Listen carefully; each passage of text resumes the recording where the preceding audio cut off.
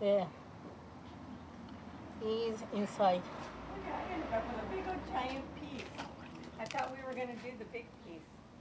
You want a little one? Want I have lots small? of little ones. These are like $2. Is that 18 gauge too? Yeah, some of them. I don't have my gauge wheel here. Here, this is.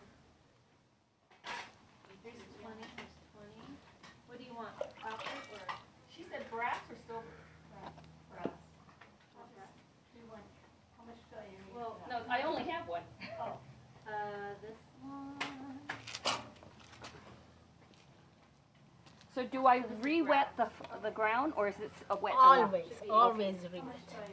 Because you don't know I got it from the tool. which place has how much water, and it's better make sure.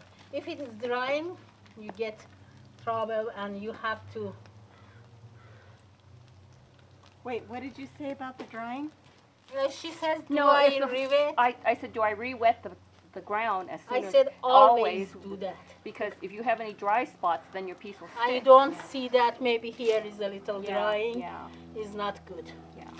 But she said prior to this, you have to really wash and sweep the ground so there's no sand. No Right. sand, yeah.